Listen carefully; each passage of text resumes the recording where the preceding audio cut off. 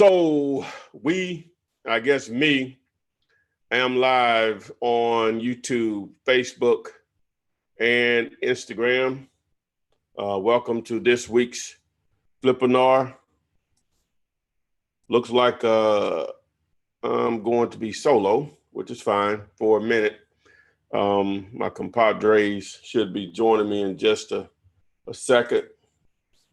So you all can start loading your questions, and I'll be happy to answer them as they come in while we're waiting on my help. Please, please, please announce where you are. Announce where you are, and I will announce it.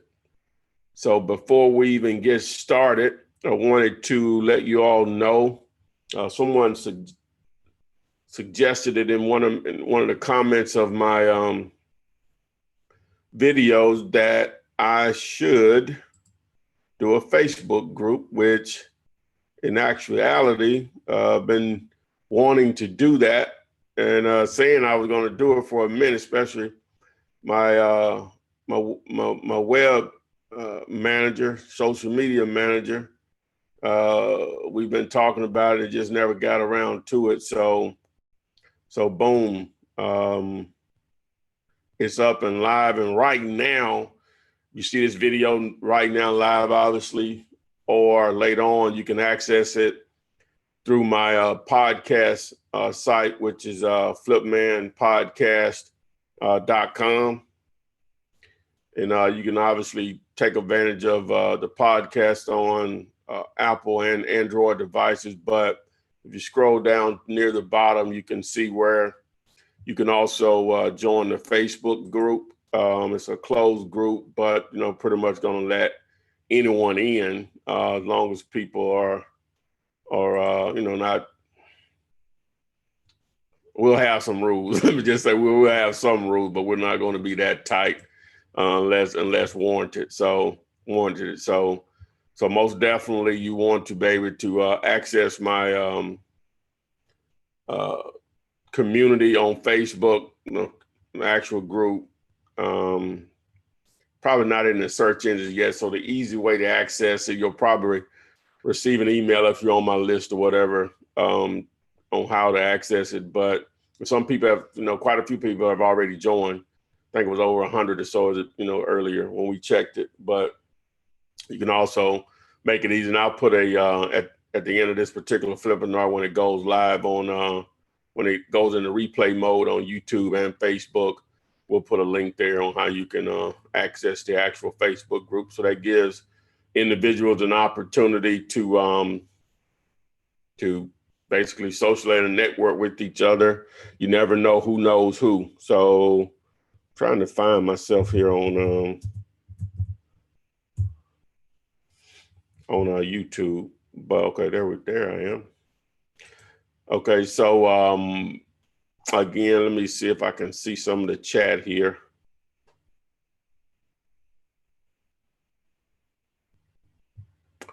Yep. Okay, boom. So let's go back up here to the top.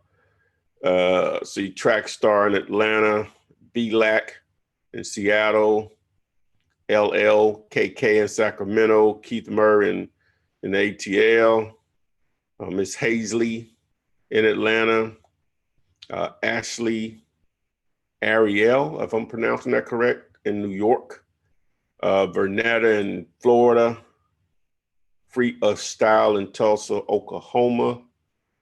Let me see if Adrian is ready. She's still not ready. So I'll go ahead and start asking some of the questions here as they bleed in. Yeah, we're live on YouTube, Facebook, and Instagram. So again, if you want to join the Facebook group, simply get over to flipmanpodcast.com. Right now, I probably have another domain. I'll come up with another URL just for the group. Try to make it easy for people depending on what you're looking for. Flipman.net. If you go there to download the contract for free, which you can get, you'll have access to it then also. So let me get over here to Facebook, see what we got. We have any questions? It amazes me. I guess everybody doesn't know that we go live on Thursday nights, because I'll start getting calls and text messages during the actual show. And if you knew all the stuff I was trying to handle here on the technical side, it's a wonder if I can answer questions. But we're a work in progress. So again, we appreciate everyone that's shown up so far. So enough of me yapping about yapping, and I'll see what questions do we have here.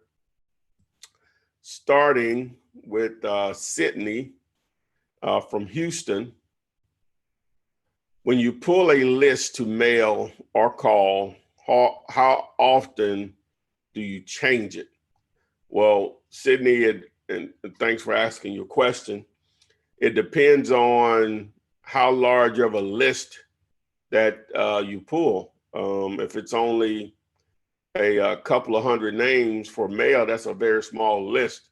But if you had a couple of hundred names, you have phone numbers for it, then that's a pretty decent list, because in most cases, when you're calling a lot of people, you're not going to be able to get on the phone. So you have to keep calling them. From people that I know that do that en masse, and I do quite a bit of it myself, but a lot of times you have to call them at least 7 times before you get someone on the phone. It is a very inexpensive way to reach people, by cold calling versus the other methods. But you have to be persistent with it, with a lot of follow up and tracking, your calls, and when you actually do get them on the phone, and what's discussed. So it depends on the size of the list, first of all, and then from there, the frequency is going to be up to you. But understand it's going to take a lot when you're calling.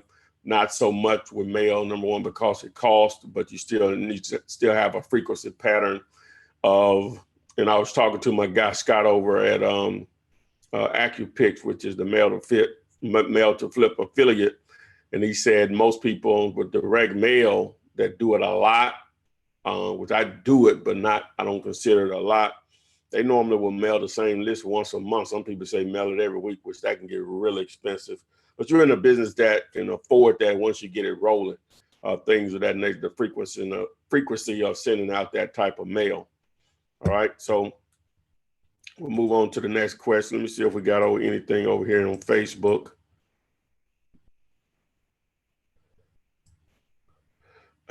Caroline Washington on Facebook says, show me how to flip some houses, please. Well, Caroline, keep watching our Thursday night Flippinars, but make sure you dive into my YouTube channel, which is where most of my content is. I have quite a bit on Facebook, but not like it is on my YouTube channel.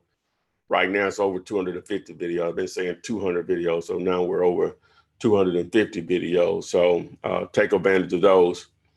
All right, Fred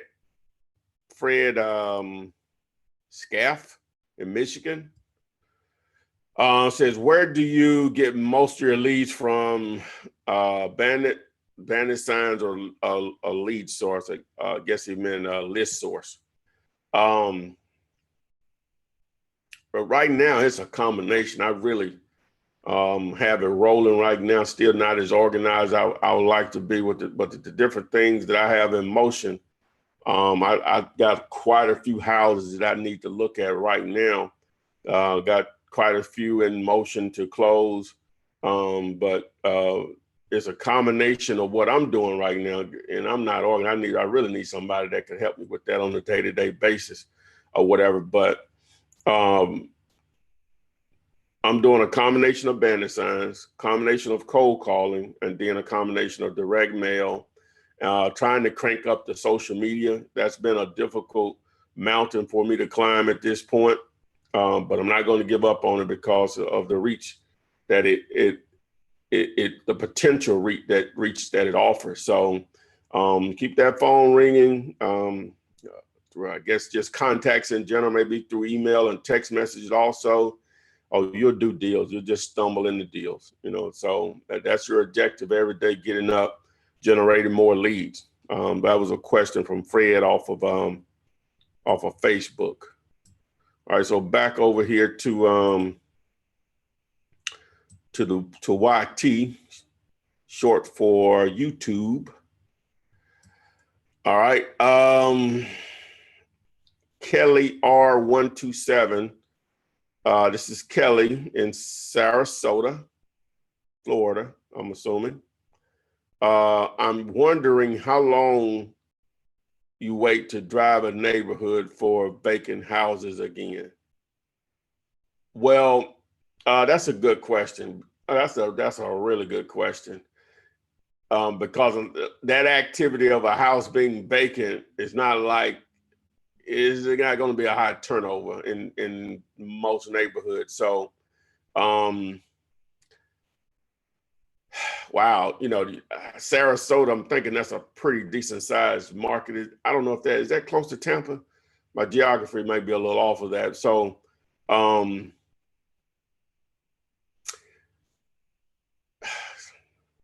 that's a good question. Wow, how often should you drive and look for more vacant houses in the same neighborhood? I think once you've covered all the blocks in a particular residential area, I think maybe 3 months. It's just me just thinking outside the box because of the way I do things. Probably 3 months, go back or whatever.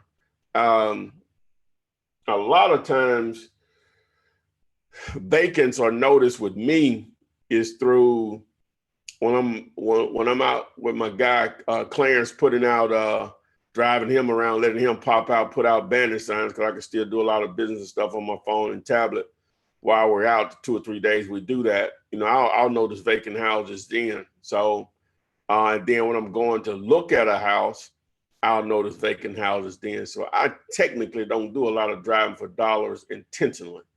It's just my normal path of what I do as far as the business or whatever. Now, if you're doing it because that may be one of your main sources of lead generation, then yeah, I would probably say every 3 months or so, going back to a different neighborhood. That's enough time to see some actual turnover. All right, so back to face of the book. Let's see here. All right. Sal says he can help me with some back office.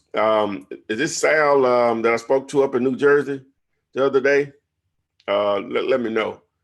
Let me see here. All right. So Paul Richard Pierre on Facebook says, are most of your end buyer flippers or buy and hold? For me now, they're different for each individual. I have more flippers now because that's where the market is, I think, for the most part. And then each market is different again. It depends on what part of town that I'm getting leads from. I know a huge part of the market I've done a lot of deals in deals in the past are more rental areas now, and I'm actually trying to get more buyers in those type of neighborhoods versus the one where it's a flip or rent type of neighborhood. So right now, for what I'm doing, it's probably more flippers right now. So back to YouTube.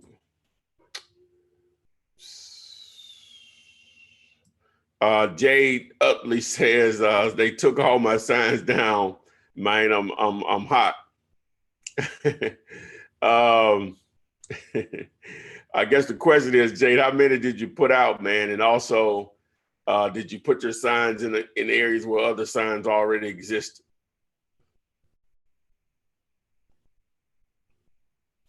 All right. Andre Arrington says, Flipman, I've been following you from way back when I first started 6 years ago. I learned a lot. Thanks, man. Thanks, man, for watching, and you're still here. So hopefully you're out there doing some deals, Andre. All right. Cameron says, purchase the ebook. Thanks. Definitely on your way. Need to take action, though. Just don't sit on that ebook. Definitely take action. Lost my place here. Oh man, boy, y'all got them coming in too. Boy, I don't know. Boy, ooh, I need Adrian. Let me see here.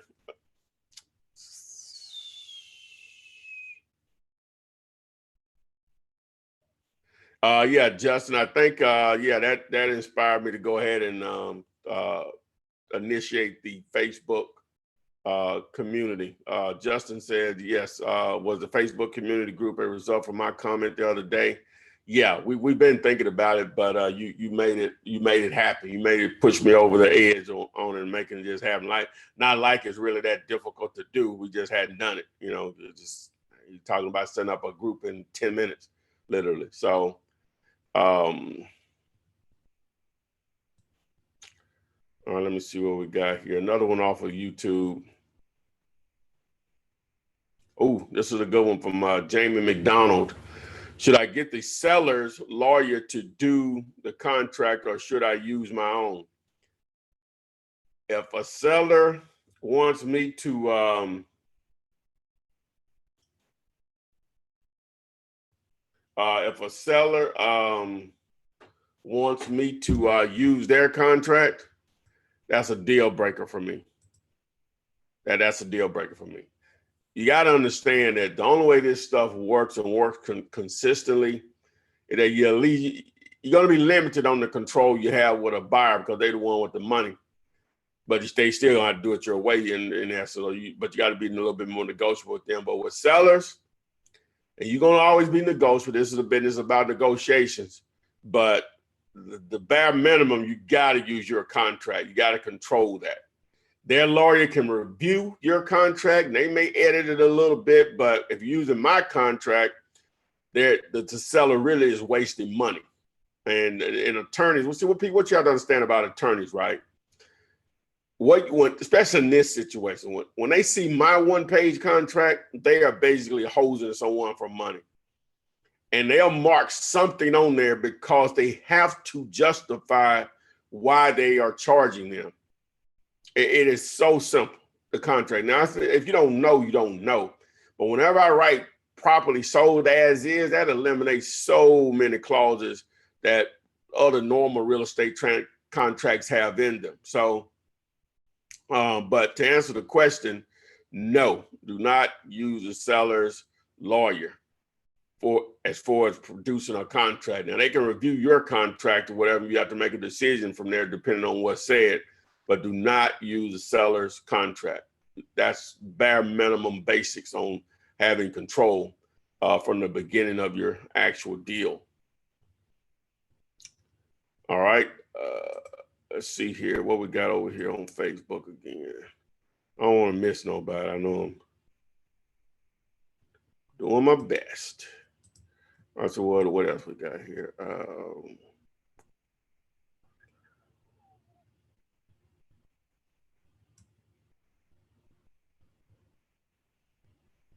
All right. Sal says, where are all the desperate sellers, 3 months and nothing? And if you have talked to, want nothing with creative selling. All right. Now, Sal, you have to give us some more details as far as the number of people that you actually have talked to over the course of those 3 months. I got to get the answer to that question to be able even to start to analyze that for you and answer that question or to follow up on that statement. All right, so that was on Facebook. So let me do another one here.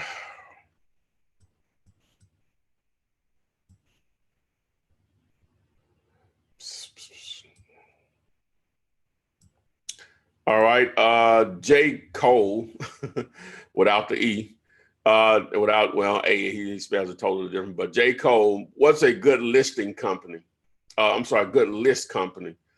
Well, I talk about ListSource and Melissa.com or Melissa Data a lot. I'm sure there are others out there, but I've been using both of those for years. Mainly, I use ListSources. I have videos on YouTube that go into detail on what I look for as criteria, which you don't have to follow what I do or whatever. But you know that those are the two just to answer the question. All right, so back over here to to YouTube.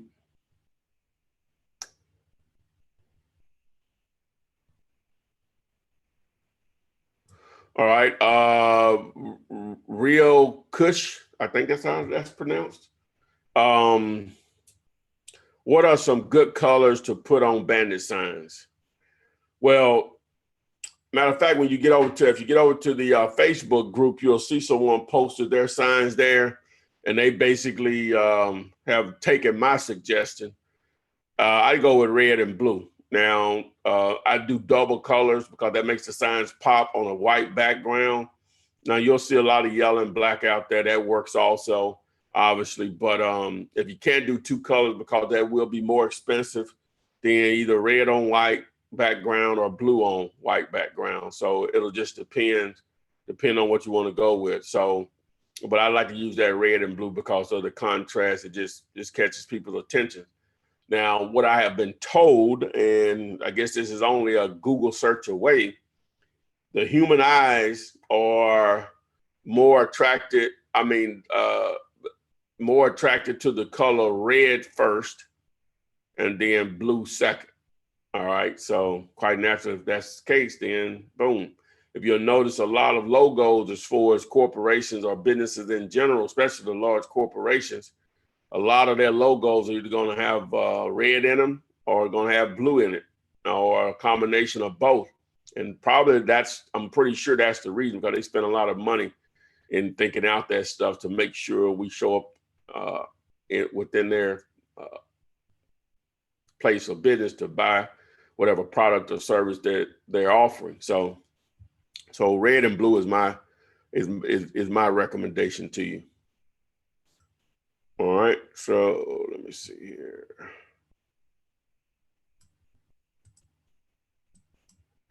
Guys, I hate I'm by myself, so bear with me. Miranda Beltrop on Facebook says, do envelopes come with mail to flip? Well, I guess I haven't done a good job there because I get this question somewhat often. With mail to flip, they handle everything for you. Only thing you have to do is upload your list and pay for it. They take care of everything else. So you choose the type of postcard or letter combination that you want to do, and they take care of everything else. Just to answer that question. Truly said, what's up? What's happening, Truly? All right.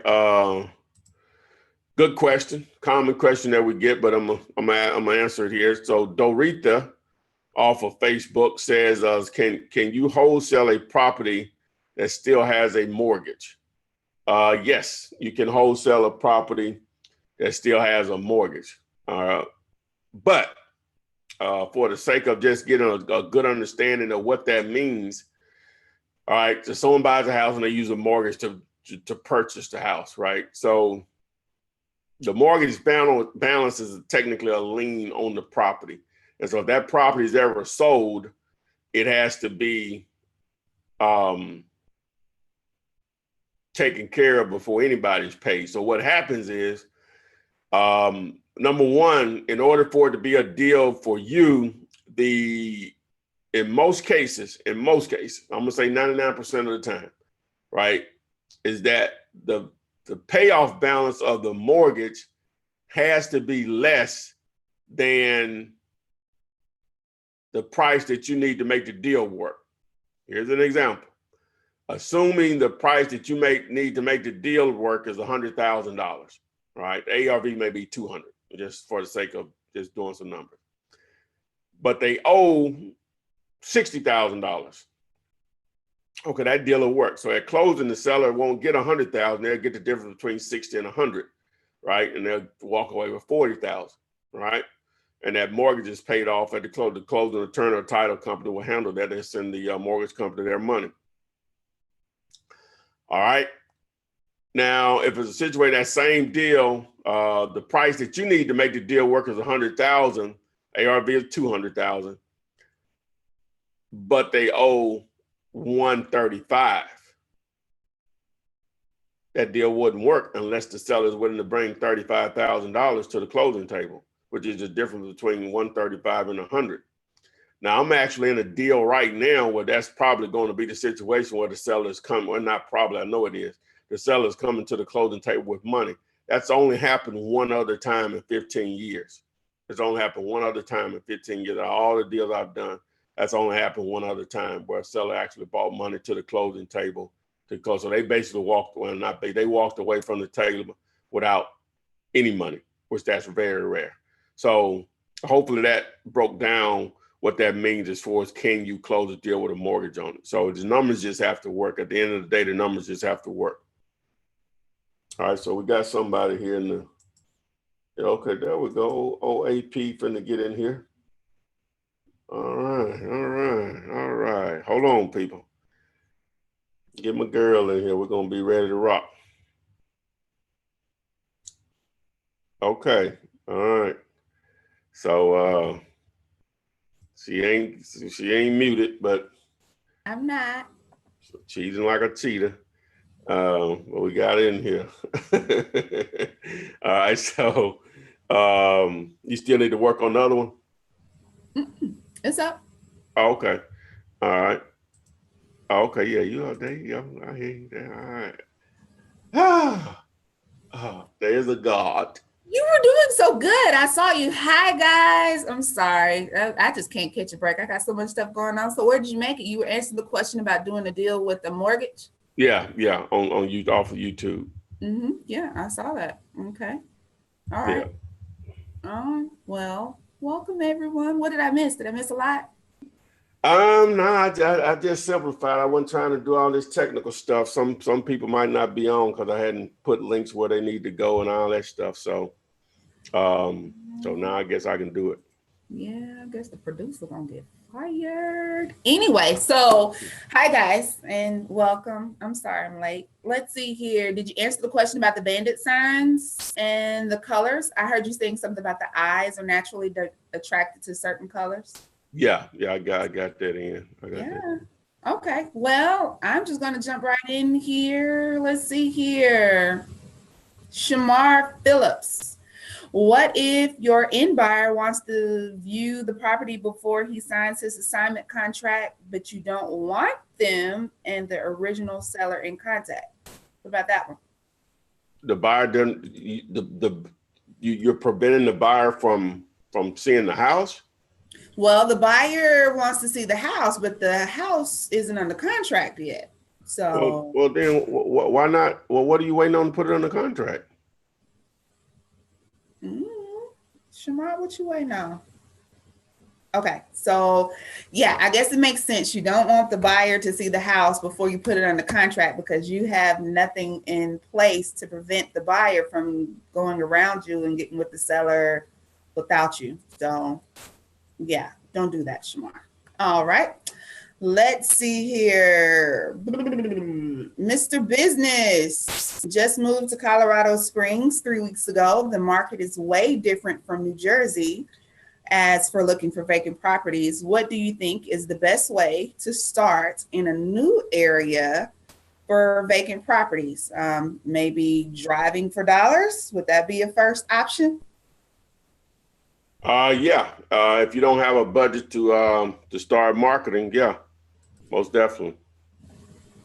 Okay, so if you're new, I don't know if you're new to this, driving for dollars, guys, is just simply driving around in areas in your city and writing down addresses and for vacant, abandoned, fire damaged properties, or not even that, or apartments, or whatever the case may be, and writing those down and looking up that information a little later. So driving for dollars would be a good option for you if you're in a new area.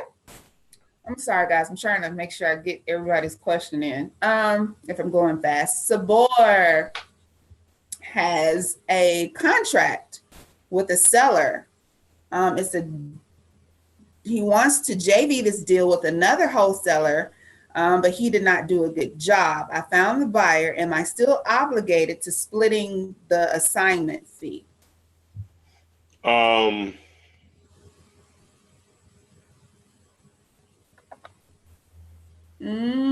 That would only be right? Like maybe you wouldn't do business with him anymore, but it would only be fair. Hold on, on. This is Renika here. Hold on, sir. Oh, she was late too. It wasn't just me. I had a reason though, guys. I did. Yeah. Yeah, she did too. So he's saying should he pay the split the assignment fee with the other gentleman or lady on the assignment? Split on the deal, on the JV deal, because they didn't do a good job. They didn't do their part. He's basically had to do everything. Whose deal was it? Didn't specify, but I think the other guy might have brought the deal. Sabor, which is it? Who's? I don't think he did anything. I have a contract with the seller and JV this deal with another wholesaler. He did not do a good job. I found the buyer. Am I still obligated? No. So it's his seller and he found the buyer. What is he obligated to give the other guy? Well, now it depends on what you had going. Now, if it was a situation where he was only going to get paid if he produced a buyer, then that is what it is. But if it's a situation where both of y'all were actually on the contract with the seller, then he gets paid regardless. You have to work out those details, thinking forward that if you don't do anything, if I don't fit, but that could be so subjective though. So the way I'm going to handle that, if I tell somebody, hey, we're gonna, well, if I'm even considering that, then that simply means that you only get paid if you produce a buyer. Period. Now, both our names on the contract, it is I got to charge that to the game if he didn't do anything. You know what I'm saying? If I don't feel that, if I took that on and say, hey, I'm going to partner with you on this deal, and both our names on the contract with the seller, you got to just charge that to the game, in my opinion. So. Okay. Yeah, he said it was his deal. So I guess the board, it would honestly be a go with your gut. Just, you might not want to burn bridges. He might be able to help you out in the future on a deal. But if he didn't do anything, I guess it depends on the stipulations. So guys, I guess if you're JV with someone, I guess you need to stipulate, hey, you only get a portion of this assignment fee if you actually bring the buyer to the table. If you don't bring the buyer, there's nothing that I needed you for. So there's no money. Let's see here. Veronica on Facebook. Oh, she says you seemed as if you felt lost without one of the ladies by your side. Oh, ain't no question about it. Oh, Veronica. That's an understatement. He missed us. He did. And I am actually waiting for some of those comments to come up. There was a question on Instagram. Let me see if I can get that back up. It was Tiffany with Amore. Where should I begin with commercial properties? Should I get the property under contract first or line up a national retailer first? You can actually do both because the national retailer part of it is more difficult. The only thing about that, if you're dealing with just one retailer, then you're going to just be held to what they think is a good site. So, it can work in your favor, but it could also limit you quite a bit versus if you find a really good property in a highly attractive retail area where there's a lot of other national retailers around, then ideally you just want to lock it up and then work your tail off to try to get a national retailer interested in it. So. Okay. Addie, I'm not particularly sure what's happening there. Addie says, you're hearing three voices, Teresa Beauchamp on Facebook. Okay. But Miranda Belthrop on Facebook had a question. Okay. She says, what do you do when someone went around you on your deal? Could you put a lien on the property? Yeah, it's called a memorandum of contract is actually what it's called, and you can go file that. You can just do a Google search and look for some templates with that, and you can just go file it at the courthouse if you think that will be the issue. Now, if it's already happened, then you can do it. There are always courts of laws, but it probably costs you more than what it may be worth. I don't know, but if that happened to me, I would just charge to the gang. But that's just me. So, but to try, if you think that's going to happen, not has already happened, then you could do a memorandum of contract. So, Okay, let's see here. Um, do you have to get a spare key from the seller so you can show the end buyer the property? This is from YouTube. yeah, ideally that's what you'll want to do. But a lot of times, not a lot. Well, a lot of times they won't give you a key or whatever. So you just have to work around it by meeting the seller there each time you're going to show it to a buyer.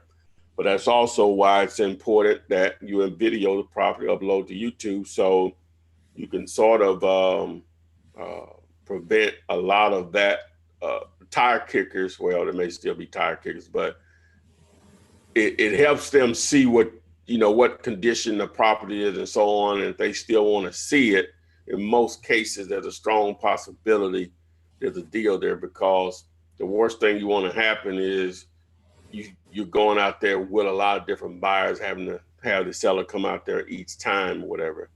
And I'm not too keen about letting buyers show up at the same time if the seller's involved. Now, if it's vacant, I wouldn't care if they all show up at the same time or whatever. But with a seller, is a possibility that could go bad for you or whatever. So, but if they don't give you a key, you just have to work it around and schedule it. So I'm going to have the conversation with a buyer, though, is that you're just going to be very transparent with them wholesaling this property. You can ask the seller any questions about the history of the property or whatever.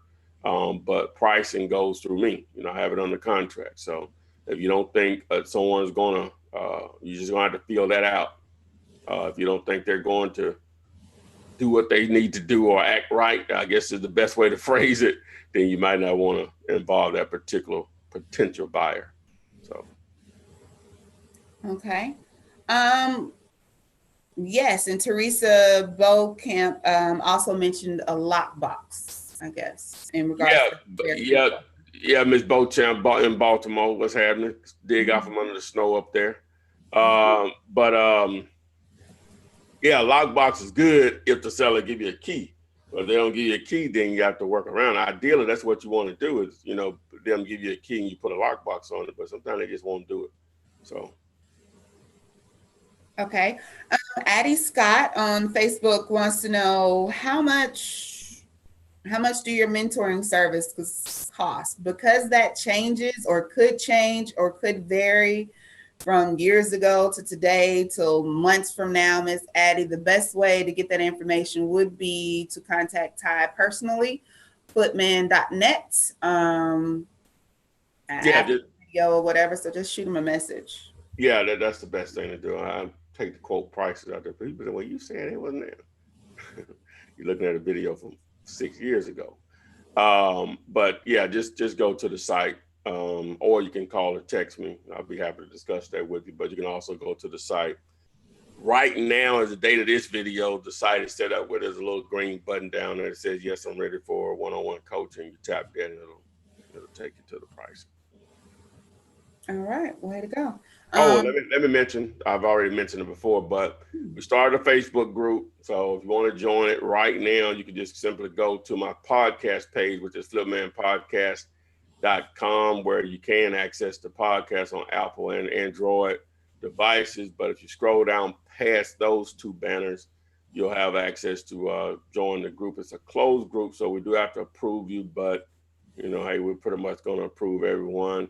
We don't really have any stringent rules at this point. We assume everybody's going to be reasonable and they're trying to help each other. So, but you can't get kicked out. Ooh, and I get to do the kicking. Yep. Kick rocks. Booted. Blocked. No, you can't come back in. You get a 90-day suspension. Oh, not a 90-day suspension. Okay, 30 days for the first offense and 90 days for the second offense. And then you get a lifetime ban. Lifetime ban. Lifetime ban from the flip man. Okay. Oh, wow. Yeah, that sounds good. Yeah. Okay, I'll come up with some rules. Let's see here.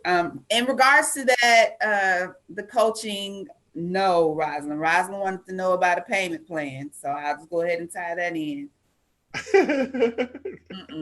But you still have the 50-50 deals, 50-50 deals available, which gives you the opportunity to possibly partner with Ty on some of your local deals. If you need some help, there are some rules to the 50-50 deal, and him helping you. No, he's not going to find it. You have to bring it to him, but hey, it's a good way to get you some help, some hand holding if you need it. And as always, I think we plug and chug it 1,001 times, but you have a lot of free content if the mentorship is not what you need at this point. And there's also the ebook that is still available. Am I right? Right. Oh, and yeah. I want to commend you, Ty. Your Instagram presence has been on point. Look at you. Hey, that would have done a couple of them now didn't come up with those just snatched from other places. But matter of fact, I just logged in here to Instagram just to check that post I put there today. And it said, it just was an image, but it says, if you take action, there's a good chance you may fail, but there's a 0% chance of succeeding if you don't take action. That makes sense? That makes perfect sense. I understand. You got to try. Yeah. I came up with that myself. You did? Yeah. That's good. I like it. I look motivation for Thursday. You got it? Yeah. I hope that makes sense. It made perfect sense. I understand. I understood it. Mm-hmm. Okay. All right. Speaking of Instagram, Nakara's Life, she has a question. She wants to know, Flipman, do you ever cold call for sale by owner houses on Zillow? And is that a good idea? When you don't have any a budget for marketing, any activity is good activity in my opinion. Now, some of it's going to be more efficient, more results can be gained from them, but again, you may, if you do enough of it, you'll stumble into a deal. So, but some is better than nothing, in my opinion. So it's nothing I do personally, but again, something is better than nothing. Okay. She wanted to know, have you tried? Oh, you answered that. You said I haven't done it personally. Okay. No. Very little. It didn't. No.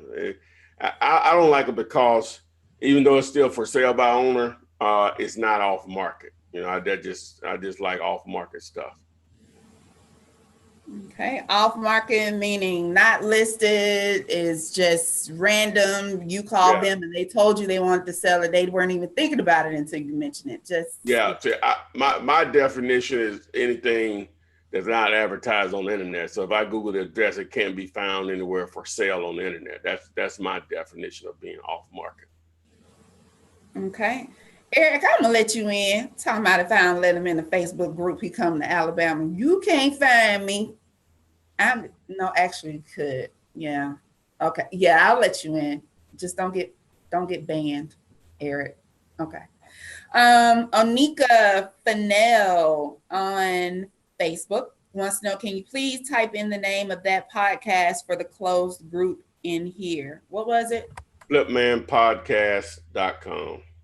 Flipman Pod. I'm gonna post a link in the comments of the replay of this. Mm-hmm. Did you get? I hope she got that because I typed it. I did, but I put Flipman. Mm-hmm. Okay. So let's see here.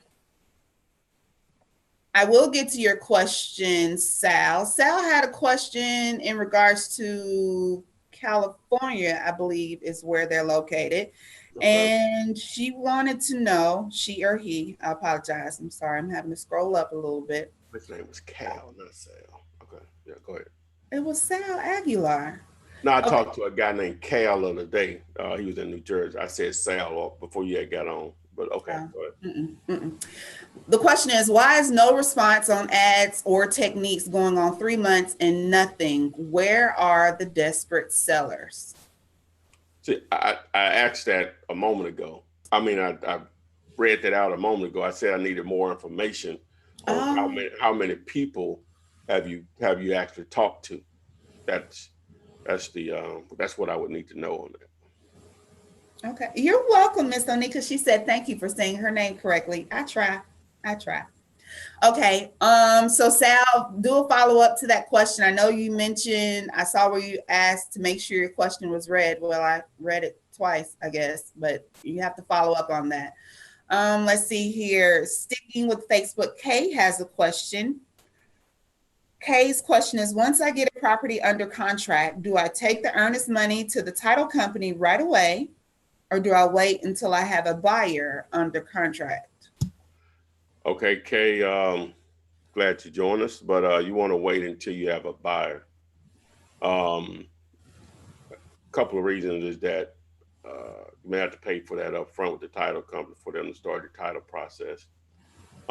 Also, sometimes the buyer doesn't want to use who you want to use.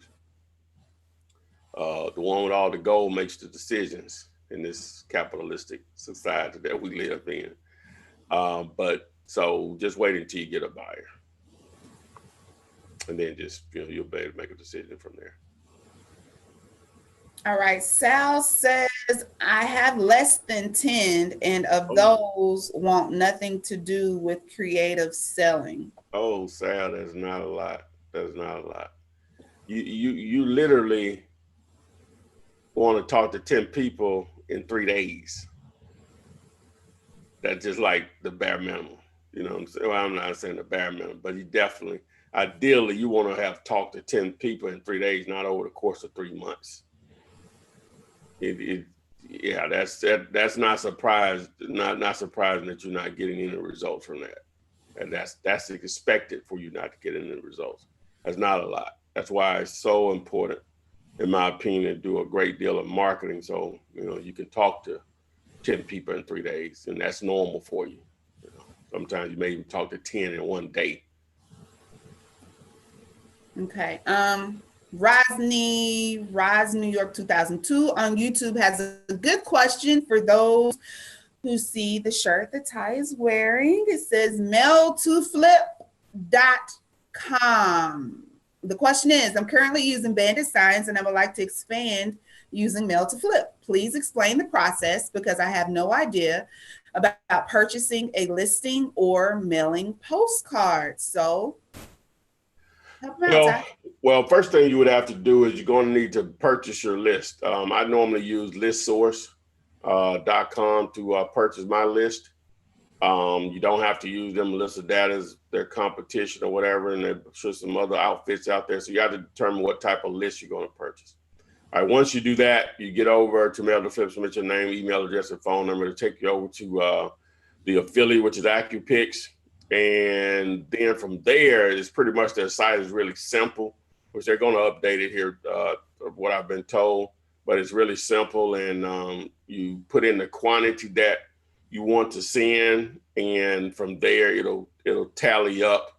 You put in the quantity you want to send, then you choose the type of postcard you want to send, or you could do a letter also. And ideally, what it is, the reason I promote it so much is because it's unique in that whenever the owner receives that mailer from you, it has a picture of the property that you're targeting, so it gets their attention.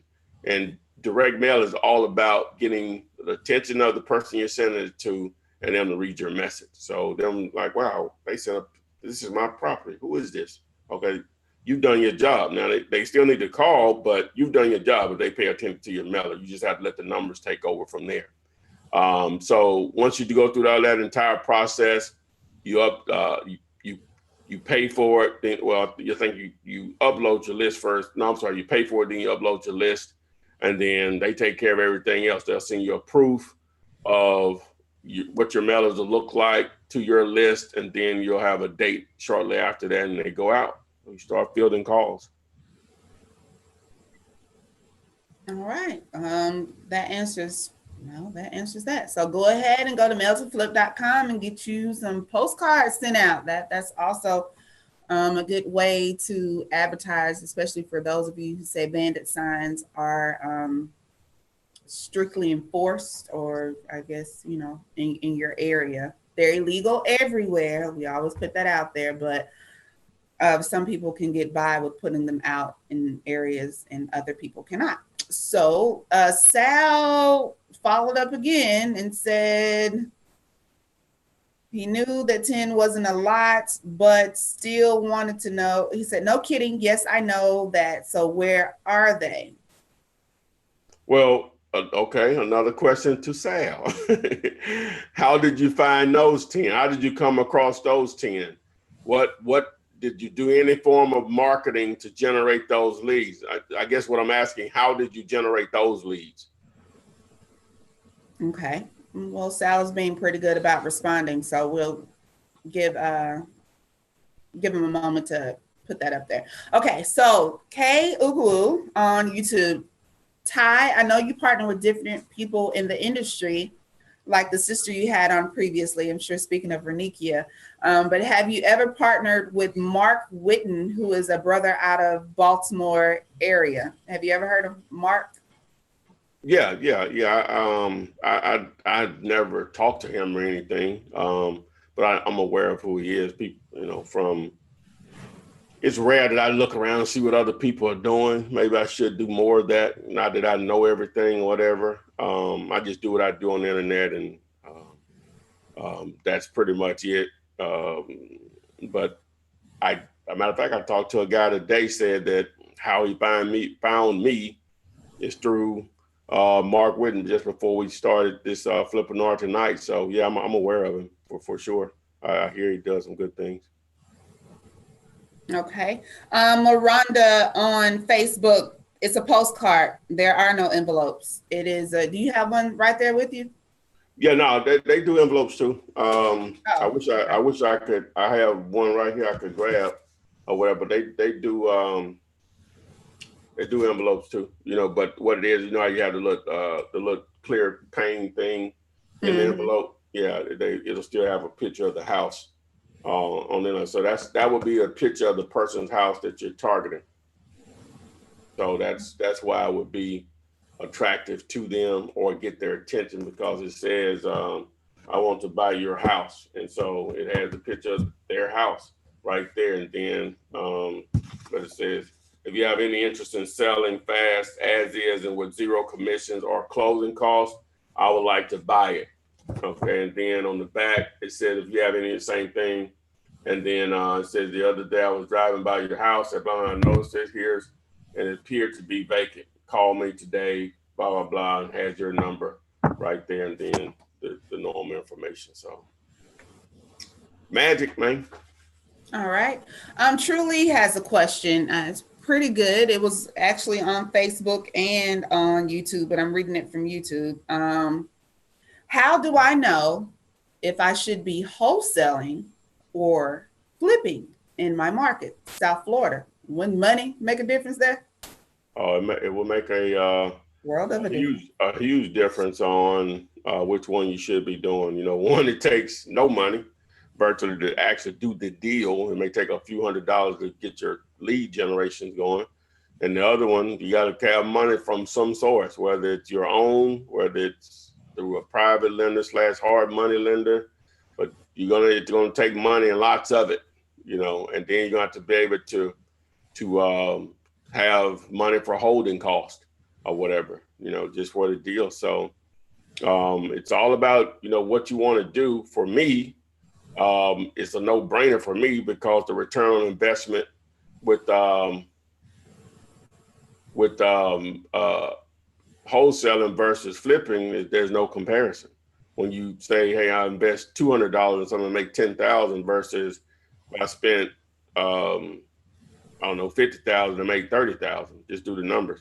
the return on investment, there's no comparison. Okay.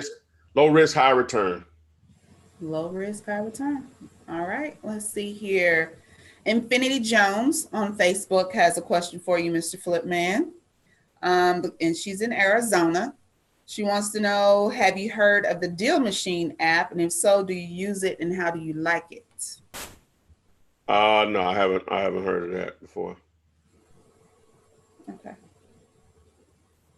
And Ibzeli on Instagram, yes, these questions are being answered live across 3 platforms, Instagram, YouTube, and Facebook, as they are every Thursday, 6 p.m. Central Time, et cetera. But yeah. Oh, well, then here's the question. Can you talk a little bit about how the taxes work for wholesaling? Are income taxes taken out of your check? I don't want April to come around after a year and Uncle Sam tells me I owe $10,000. You do have to pay taxes on the money that you make from wholesaling, as with anything. Uncle Sam wants their money, but here, unfortunately, we don't get into that part of it. You would want to contact your advisor, your CPA, your accountant, whatever the case may be, but know that maybe not initially, but you do need to keep some type of account of the money that you're making so that you can pay taxes. Correct? Would you rather pay taxes on 0 or 100,000? I'd rather pay 0 on 100,000, but that's not what you asked. It is not. Well, I'm just saying, but yeah, okay. Rather pay taxes on 100,000. That means I actually got it. You're welcome, Ibzeli. Let's see here. That's one of those good problems. Good problem to have. Anika on YouTube. I will scroll back up. I did come in late, so I might have missed it. But Mr. Smith's question is, I found a for sale by owner sign in my neighborhood, ARV of 130K. It's a 2-bedroom, 2-bath. Any other number crunching before calling the seller? No. Number one, they need to want to sell unless it's already set a for sale sign in. And number two, they need to sell at a price that's going to make sense in relation to the ARV. So none you need to call and say if they want to sell and at what price if they do. What's the least amount they'll sell it for. So paying all cash, closing quickly. Let's see here. Miss Anika, I'm looking for your question and I do not see it. If you could possibly for me post it again. I am scrolling through YouTube for it and I do not see it. Again, before you go with that, just remind people we have the Facebook group up now. So you want to access it. Just simply go to flipmanpodcast.com. And when this goes into replay mode on YouTube and Facebook, I'll post a link at the top of the comment section where you can access it. So Miranda says she's already requested. She said, accept me. She said, let her in. We're gonna let you in. Okay. This is a good question. And actually, Ariel89 on YouTube says, I found vacant homes that have signs on the door stating the house cannot be occupied due to health reasons. These houses are vacant and boarded up. Can these homes still be wholesale? She or said would they be like city owned, maybe? Well, yeah, that's if they have a notice on it or something, you would just check that department to see, with the city. It may have a name of a department there on the notice, and you follow up with them to see, can you purchase it? Okay. Let's see here. Yep, Anika, still don't see your question. Let's see here. Off-roader, Ty, when first starting out, what was your longest dry spell for getting something under contract? When first starting out, well, my story is not, it's not normal. I did a deal in the first 30 days. That's not normal for most people. So There you go. Now the second deal, it took 3 months from the first deal to the second deal. It took 3 months, but that's probably more realistic there. Okay, let's see here. Hey guys, the ones asking for like how much per mailing piece on the mail to flip. It has a calculator. Yeah, visit the site. Go to mailtoflip.com and all the information you need would be there.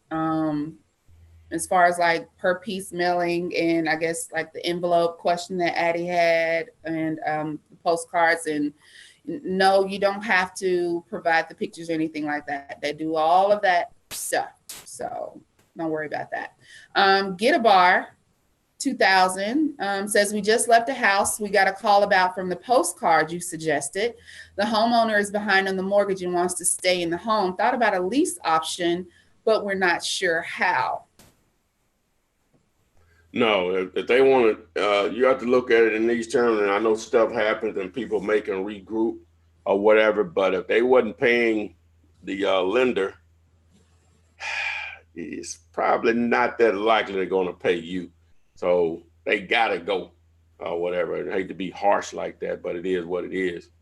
So there's an opportunity to do a lease option of that, but the current owner, they would have to leave. You have to make that clear, or not. If not, you move on. So. Okay. Let's see here. Vernita, her in-laws neighbor passed less than a week ago, and the daughter wants to sell the house. Trulia estimates the house at 117. It's a 3-bedroom, 2-bath, roof about 2 years old, no mortgage. She hasn't seen the house. The ex-wife's name, though, is still on the deed. What's the best approach? Other than, I guess, looking up the information and calling her, huh? Yeah, you just got to call and see how much they want to sell it for. It's really that simple. Once, again, you want to try to get their least amount out of them or whatever, but, that's what you got to do. Oh, my God. You got to, that's the end game. How much do they want to sell it for? Okay, let's see here. Gerald on Facebook has a question. He says, hey, Ty, can you briefly explain how to find areas that are selling? I'm not getting any responses in the areas that he's been posting his bandit signs. Well, number one, I would like to know how many signs he put out and how many signs are still up. And then also, what does the sign say? Okay, Gerald, you just posted that. So if you can do a follow-up to that question, I will make sure I get back to it. Let's see.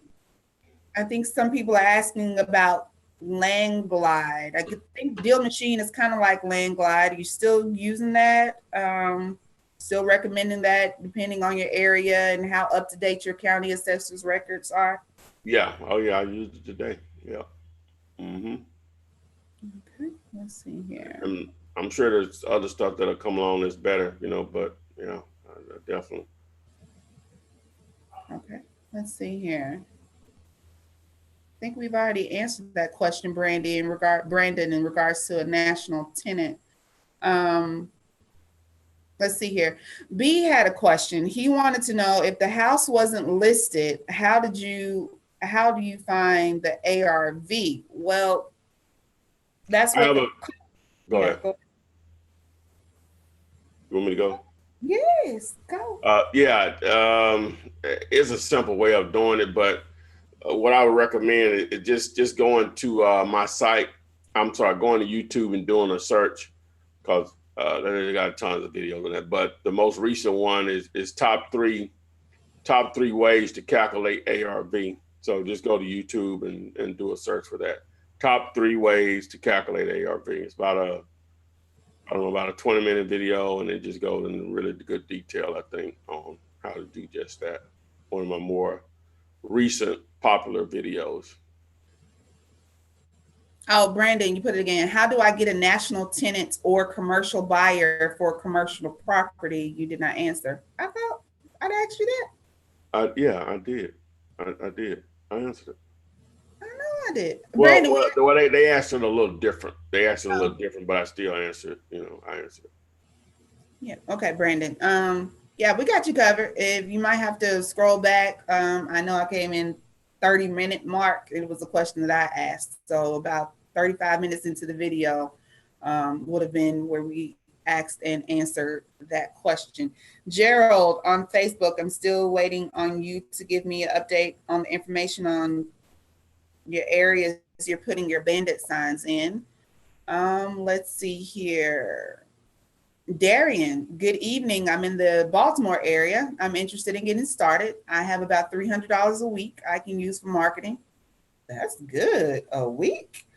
What do you think is the best way to use this money for advertising? Well, you can if you got $300 a week, that's $1,200 a month. I would use you would buy a list, probably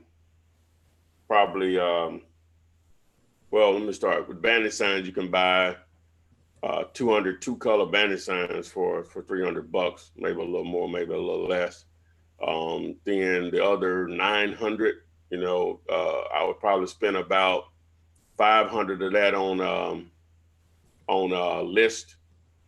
So that should get you 3,000 or 4,000 as far as a list, and then maybe the next month I would do a mail out on those. Maybe also doing some cold calling from that same list. So yeah, that's a really good budget to springboard you into orbit. And hey, that you could take off on them to Venus with that type of budget for sure. I mean, that's good. Most of us, myself included, are talking like $100 for the month to start with, and you're talking about $300 a week. Yeah, you can do some damage. Just, be consistent with it, follow up, and, there's no need in ordering the signs or the cards or whatever the case may be if you're not going to be diligent in putting them out. So yeah, you have a better start than most of us on here do. Van off top, simple question. Got a house under contract for $40K in a slow market in Oklahoma. Repairs are around 7. After repairs is 80.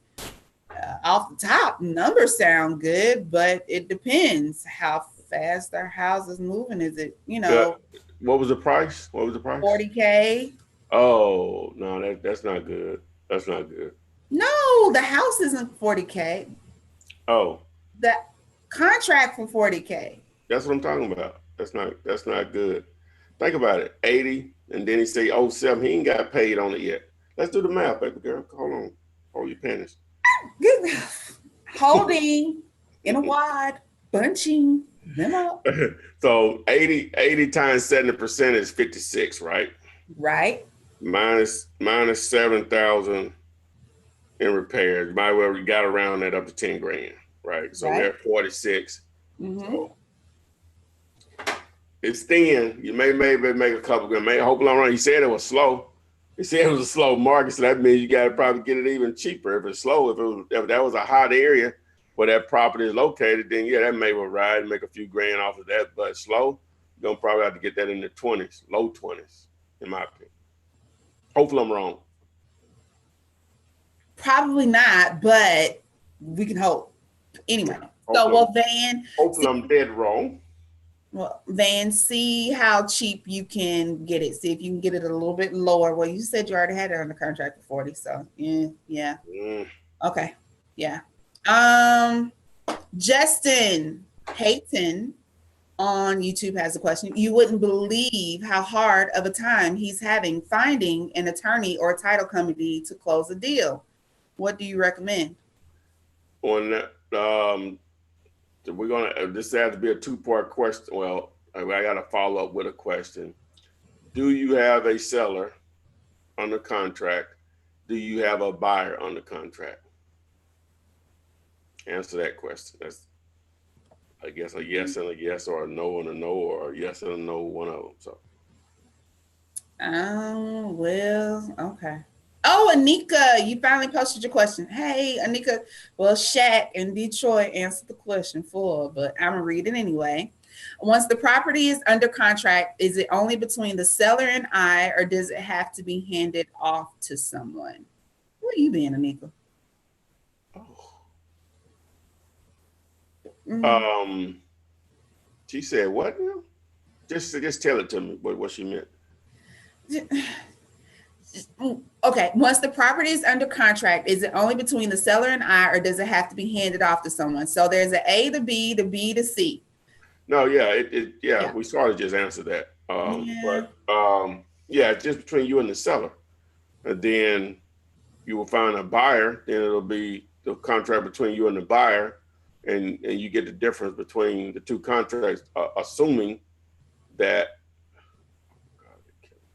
the contract with the buyer is higher than the contract price with the buyer is higher than the contract price with the seller.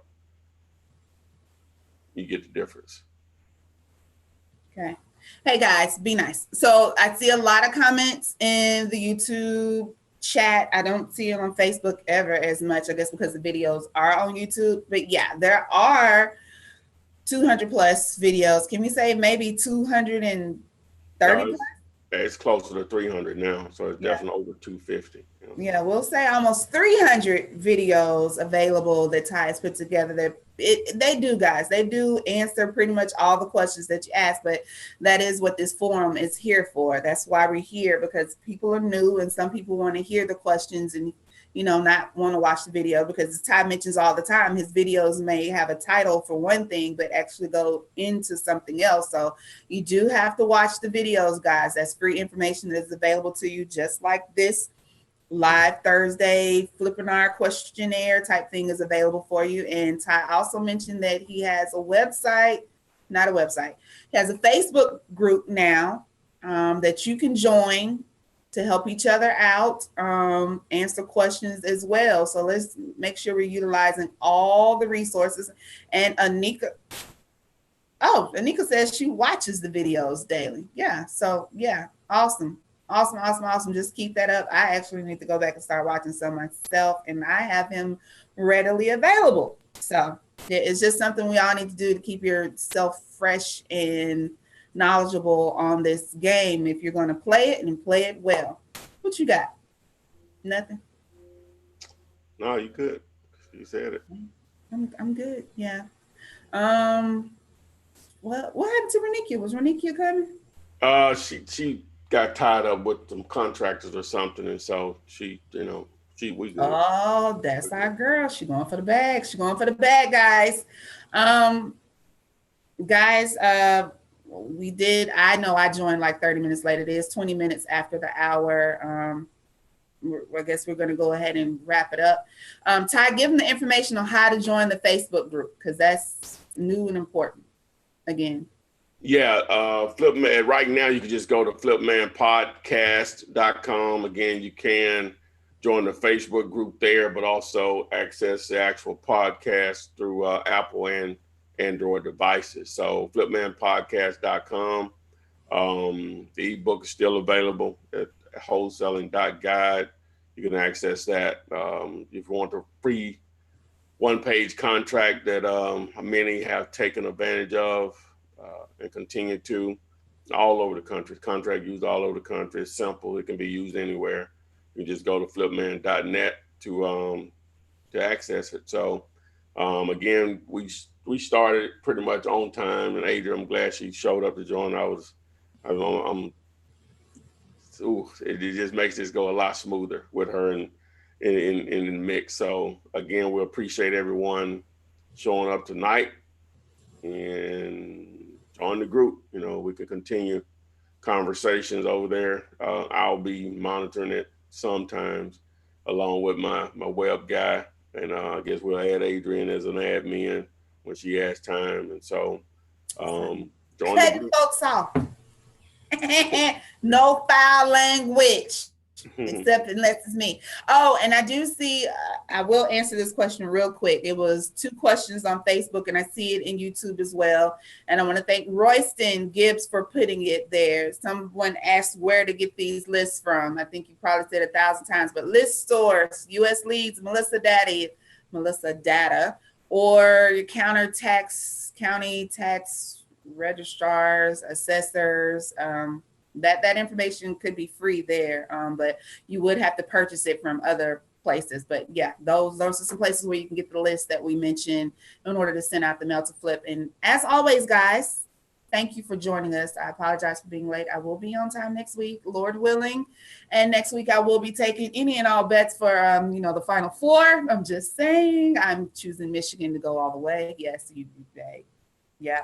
Well, they doing good right now. They crushing Texas A&M. I want Texas A&M to win that game, but whatever. Nope, not gonna happen. I need my money. I need a bag. So you in a pool? You're in a pool or something? We can't talk about this live. You do know it's illegal to gamble, right? What? This is an entertainment purposes. It is for entertainment purposes only. You absolutely correct. Yes, I in a pool. Got to fill out my card. Well, okay, guys, we will see you next week on Thursday live. Please join the Facebook group, watch the videos, read the ebook, order the ebook. If you need Ty, flipman.net to contact him. We will see you next week. On the flip side, Ty, put your phone down. All righty, guys. Thanks.